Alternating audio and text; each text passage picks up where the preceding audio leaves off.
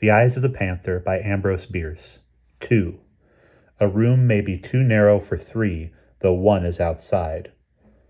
In a little log house containing a single room, sparely and rudely furnished, crouching on the floor against one of the walls was a woman, clasping to her breast a child.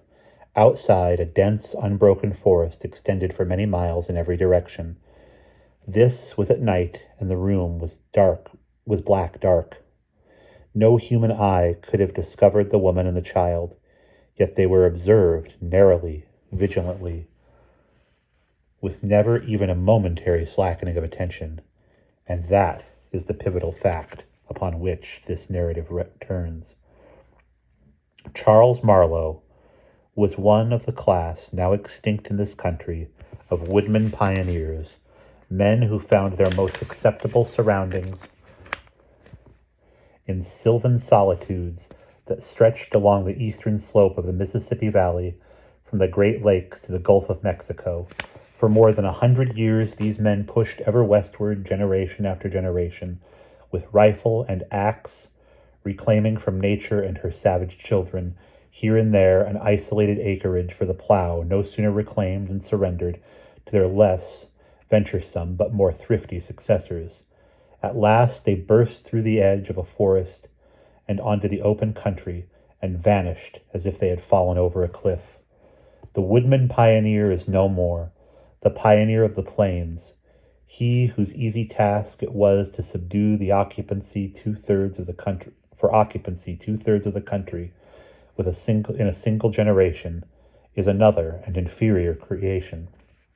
With Charles Marlowe in the wilderness, sharing the dangers, hardships, and privations of that strange, unprofitable life, were his wife and child, to whom, in the manner of his class in which the domestic virtues were a religion, he was passionately attached. The woman was still young enough to be comely, new enough to the awful isolation of her lot to be cheerful, but withholding the large capacity for happiness which the simple satisfactions of the forest life could not have filled. Heaven had dealt honorably with her in her light household tasks, her child, her husband, and her few foolish books. She found abundant provision for her needs. One morning in midsummer, Marlowe took down his rifle from the wooden hooks on the wall and signified his intention of getting game. "We've meat enough," said the wife. "Please don't go out today. I dreamed last night, oh, such a dreadful thing. I cannot recollect it, but I'm almost sure that it will come to pass if you go out." It is painful to confess that Marlowe received this solemn statement with less of gravity than was due to the mysterious nature of the calamity foreshadowed. In truth, he laughed. "Ha, ha, ha! Try to remember," he said. "Maybe you dreamed that baby had lost the power of speech." The conjecture was obviously suggested by the fact that baby, clinging to the fringe of his hunting coat with all her 10 pudgy thumbs, was at that moment uttering her sense of the situation in a series of exultant goo-goos inspired by sight of her father's raccoon-skin cap. The woman yielded, lacking the gift of humor she could not hold out against his kindly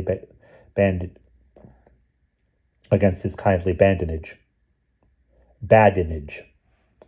So, with a kiss for the mother and a kiss for the child, he left the house and closed the door upon his happiness forever. At nightfall he had not returned. The woman prepared supper and waited. Then she put baby to bed and sang softly to her until she slept.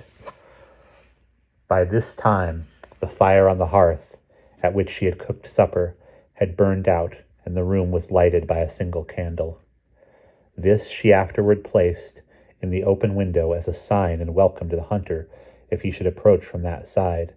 She had thoughtfully closed and barred the door against such wild animals as might prefer it to an open window.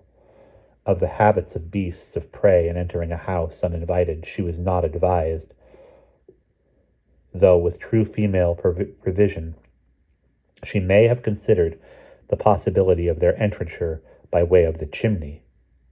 As the night wore on, she became not less anxious, but more drowsy, and at last rested her arms upon the bed by the child and her head upon the arms. The candle in the window burned down to the socket, sputtered, and flared a moment, and went out unobserved, for the woman slept and dreamed. In her dreams she sat beside the cradle of a second child. The first one was dead. The father was dead. The home in the forest was lost, and the dwelling in which she lived was unfamiliar. There were heavy oaken doors, always closed, and outside the windows fastened into the thick stone walls were iron bars, obviously, so she thought, a provision against Indians. All this she noted with an infinite self-pity, but without surprise, an emotion unknown in dreams. The child in the cradle was invisible under its coverlet, which something impelled her to remove. She did so, disclosing the face of a wild animal. In the shock of this dreadful revelation, the dreamer awoke, trembling in the darkness of her cabin in the wood.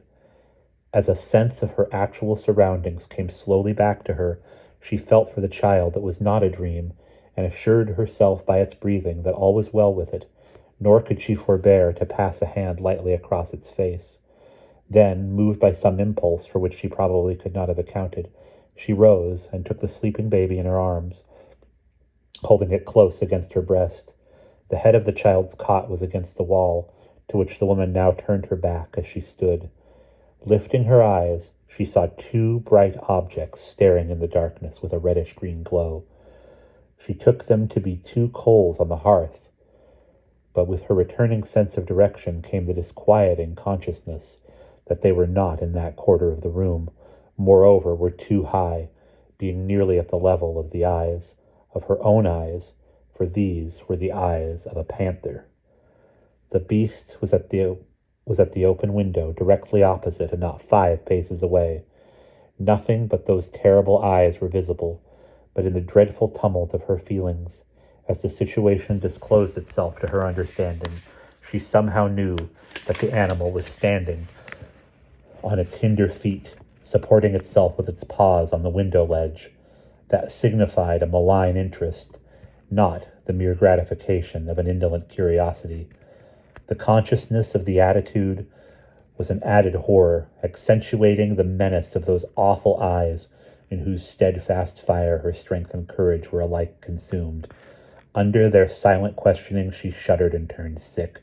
Her knees failed her, and by degrees, instinctively striving to avoid a sudden movement that might bring the beast upon her, she sank to the floor, crouched against the wall, and tried to shield the babe with her trembling body without withdrawing her gaze from the luminous orbs that were killing her. No thought of her husband came to her in her agony, no hope nor suggestion of rescue or escape. Her capacity for thought and feeling had narrowed to the dimensions of a single emotion, fear of the animal's spring, of the impact of its body, the buffeting of its great arms, the feel of its teeth in her throat, the mangling of her babe. Motionless now, and in absolute silence she awaited her doom, the moments growing to hours, to years, to ages, and still those devilish eyes maintained their watch. Returning to his cabin late at night, with a deer on his shoulders, Charles Marlowe tried the door. It did not yield. He knocked, there was no answer.